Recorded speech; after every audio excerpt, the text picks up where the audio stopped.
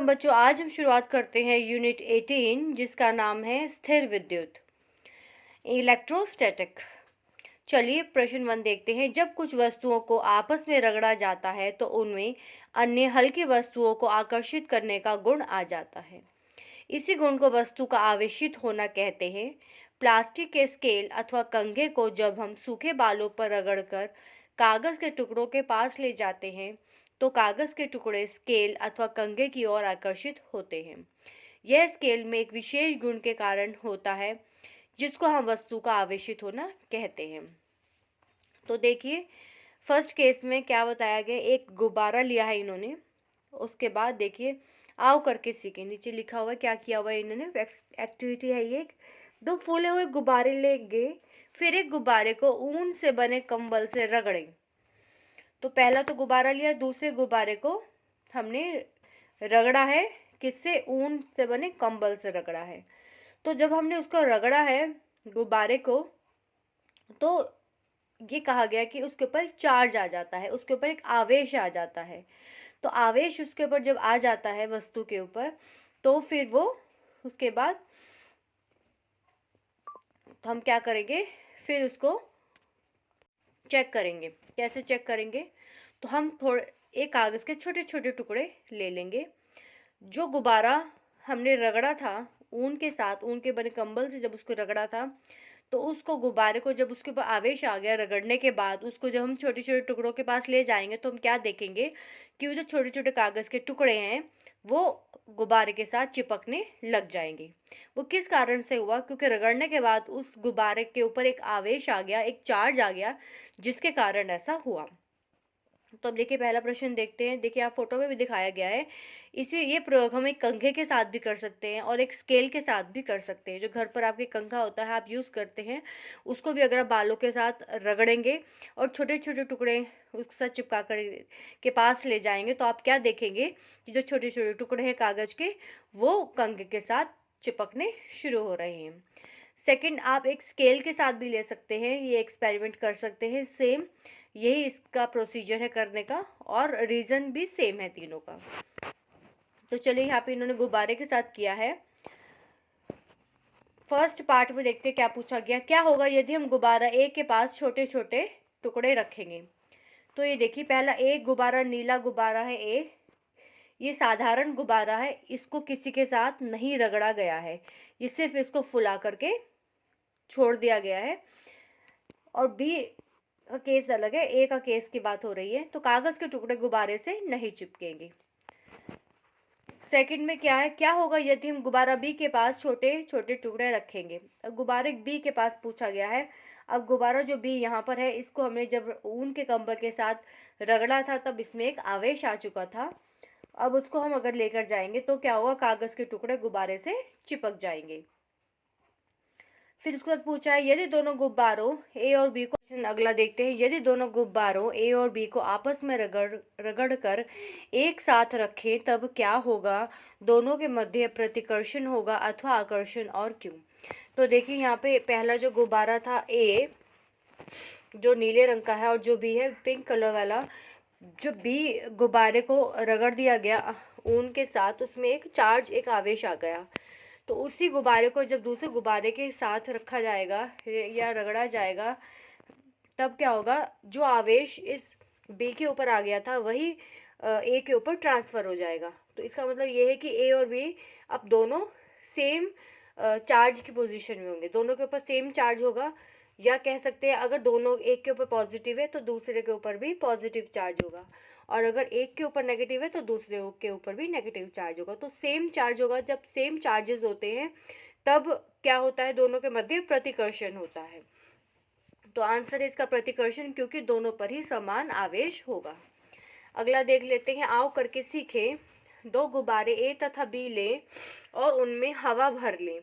गुब्बारे ए को गुब्बारे बी के पास ले जाने पर होने वाले सही परिणाम का चयन कीजिए। अब क्या किया है हम लोगों ने, यहाँ पर दो साधारण गुब्बारे लिए हैं और उनमें हवा भरी है। सिर्फ हवा भरना है, केवल उनको किसी चीज़ के साथ रगड़ना नहीं है।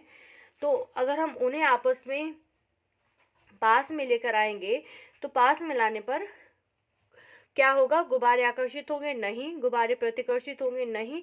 गुब्बारे न तो आकर्षित होंगे न ही प्रतिकर्षित, कुछ नहीं, उनके मध्य कुछ नहीं होगा, ना प्रतिकर्षण और न ही आकर्षण, क्योंकि सिर्फ हम उनको पास लेकर आए हैं। ठीक है, तो इसीलिए पास लाने से उनके बीच के मध्य ना तो आकर्षण होगा और न ही प्रतिकर्षण होगा। नेक्स्ट देख लेते हैं, दो गुब्बारे ए तथा बी लें और उनमें हवा भरकर उनमें से केवल एक गुब्बारे को ऊनी कपड़े से रगड़ें और उसे दूसरे गुब्बारे के पास ले जाएं। ऐसा करने पर क्या होगा, सही विकल्प चुनिए। अब क्या हमें यहाँ पे बताया गया है कि हमें दो गुब्बारे लेने हैं, दोनों में ही हवा भरनी है और केवल एक गुब्बारे को ऊनी कपड़े से रगड़ना है। रगड़ने से क्या होगा, उसके ऊपर एक आवेश आ जाएगा और उसको दूसरे गुब्बारे के पास ले जाएंगे। केवल पास लेकर जाना है, जबकि दूसरे से को रगड़ना नहीं है। रगड़ने पर ही आवेश आता है, उसको रगड़ना नहीं, सिर्फ पास ले जाना है। पास ले जाने का मतलब ये है कि जिस गुब्बारे को ऊन से रगड़ा उसके ऊपर एक आवेश आ गया ए के ऊपर, जबकि बी के ऊपर कोई आवेश नहीं है। तो इस केस में जब दोनों अनलाइक चार्जेस हो गए, एक के ऊपर एक पॉजिटिव चार्ज मान लिया जाए और दूसरे के ऊपर नेगेटिव चार्ज मान लिया जाए, तो दोनों के ऊपर डिफरेंट चार्जेस हो गए, सेम नहीं हुआ, तो उस केस में उनके मध्य क्या होगा, आकर्षण होगा। क्योंकि ये लाइन हमेशा याद रखनी चाहिए कि like charges repel each other and unlike charges attract each other. जब समान चार्ज होंगे तब वो प्रतिकर्षित होते हैं, और जब डिफरेंट विपरीत चार्ज होते हैं, विपरीत आवेश होता है, तो उनके बीच में आकर्षण होता है। तो यहाँ पे विपरीत वाला केस है, तो यहाँ पर फर्स्ट केस राइट है, गुब्बारे आकर्षित होंगे। नेक्स्ट देखते हैं, देखिए, दो गुब्बारे ए तथा बी ले और उनमें हवा भरकर दोनों गुब्बारों को ऊनी कपड़े से रगड़कर पास पास लाएं। ऐसा करने से क्या होगा, सही विकल्प चुनिए। अब हमने दोनों गुब्बारों में हवा भरी, हवा भरने के बाद दोनों को ऊनी कपड़े से रगड़ दिया, तो दोनों के ऊपर एक आवेश आ गया और वो भी सेम आवेश आएगा, समान आवेश आएगा, तो इस वजह से दोनों में क्या होगा, प्रतिकर्षण होगा, तो गुब्बारे प्रतिकर्षित होंगे। आप इन सभी एक्सपेरिमेंट्स को घर पर भी अपने आप से ट्राई कर सकते हैं और देख सकते हैं। उसके बाद देखिए नेक्स्ट पेज पर देखते हैं, विद्युत के सुचालक व कुचालक। आओ करके सीखें। आवश्यक सामग्री, टॉर्च, रेडियो, रेडियो में लगने वाले सेल, विद्युत तार, टॉर्च का बल्ब, रबर बैंड। चित्र के अनुसार सेल के सिरों को विद्युत तार और बल्ब से जोड़ते हुए एक युक्ति बनाएं। तो हमें एक सेल लेना है और एक विद्युत तार, चित्र के अनुसार सेल के सिरों को एक विद्युत तार और बल्ब से जोड़ते हुए एक युक्ति, हमें एक डिवाइस बनानी है इस तरीके से।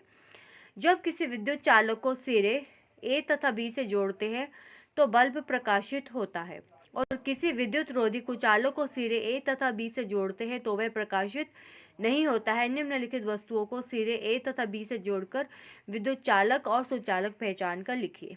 देखिए, जब फर्स्ट केस में क्या है, ए तथा बी को अलग रखे हैं, ये देखिए यहाँ पर क्या किया है, यहाँ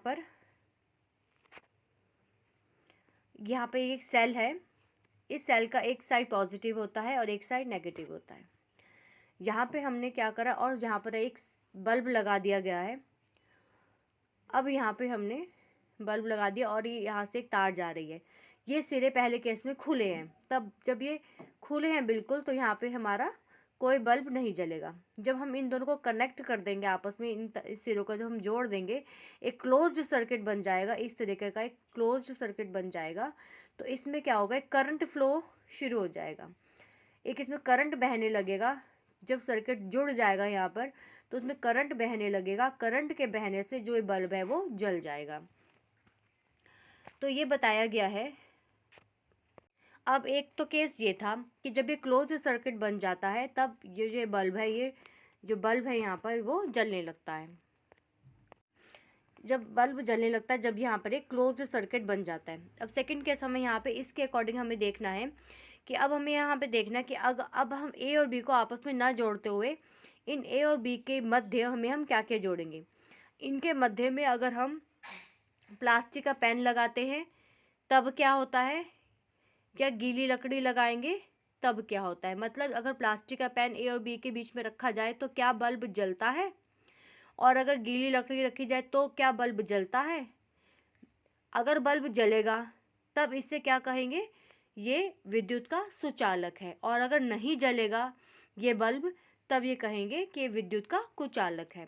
तो आइए देखते हैं, पहला क्या है, प्लास्टिक का पेन। अगर ए और बी के मध्य यहाँ पे प्लास्टिक का पेन रखें तब बल्ब जलेगा, नहीं जलेगा, क्योंकि वो क्या है, विद्युत का कुचालक है। गीली लकड़ी अगर रखेंगे तो क्या वो विद्युत का कुचालक है या सुचालक है? तो जब गीली लकड़ी रखते हैं इस दोनों के बीच में, तब ये विद्युत का सुचालक होती है। अगर सूखी लकड़ी रखेंगे तो सूखी लकड़ी विद्युत का कुचालक होती है, it is a bad conductor of electricity. लेकिन अगर थोड़ा सा उसमें से पानी में डिप कर दिया जाए तो उसमें से हल्का सा वो स्लाइटली क्या है, वो कंडक्टिव हो जाती है।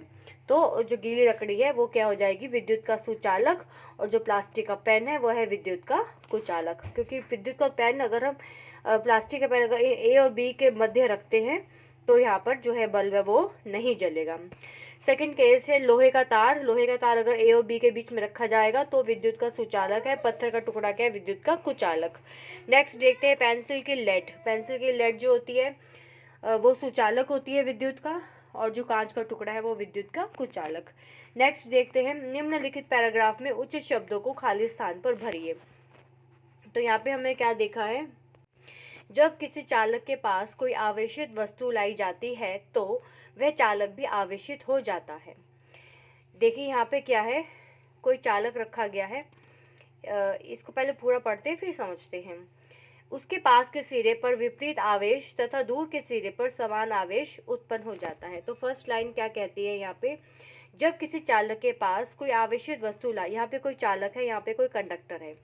जब कोई कंडक्टर है तो देखिए उसका पॉजिटिव भी होता है और नेगेटिव भी होता है। यहाँ पे कंडक्टर हो गया, उसके पास कोई अगर वस्तु लाई जाती है, कोई भी वस्तु हमने यहाँ पे उसके पास लेकर आए कंडक्टिव जो सरफेस के पास, तो उस वस्तु में भी क्या हो जाएगा, चार्ज आ जाता है, आवेशित हो जाती है।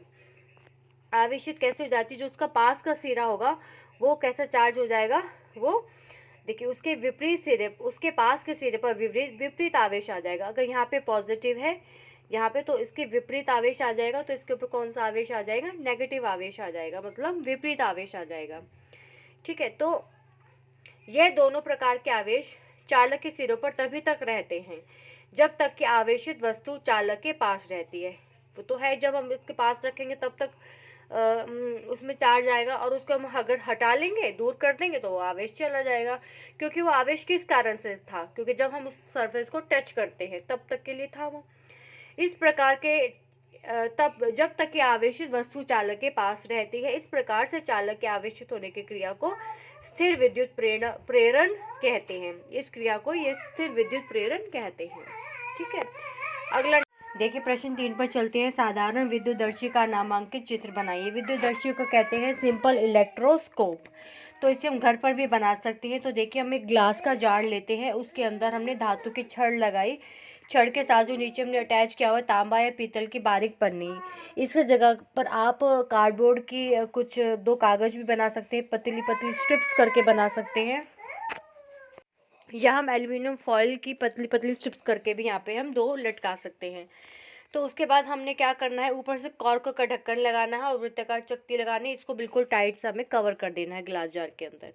फिर हम इसमें ये क्या है, सिंपल इलेक्ट्रोस्कोप ये क्या बता रहा है कि अगर हम ऊपर की तरफ वृत्ताकार जहाँ चकती लगी हुई है उसके ऊपर जो धातु की छड़ है उसका कुछ पार्ट थोड़ा बाहर भी निकला होगा, उसके पास अगर हम मान लो एक पीवीसी पाइप ले, पीवीसी पाइप को अगर हम ऊन के साथ रगड़ ले तो उससे क्या होगा, उस पीवीसी पाइप के ऊपर एक आवेश आ जाएगा, और उस पाइप को जब हम ऊपर वाली धातु की छड़ के ऊपर वाले पार्ट पर लेकर आएंगे जो कि कंडक्टिंग पार्ट होगा, तो हम क्या देखेंगे, जो नीचे जो तांबा या पीतल की जो बारीक पन्नी 2 लगे हैं, ये इन दोनों में के मध्य प्रतिकर्षण हो जाएगा।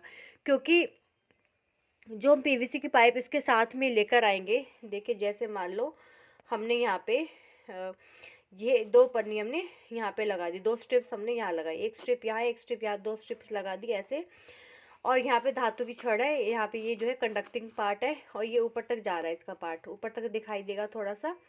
अब हमने यहाँ पे एक पाइप लेनी है, पीवीसी पाइप। पीवीसी पाइप को ऊन के साथ रगड़ेंगे तो इसके ऊपर एक चार्ज आ जाएगा।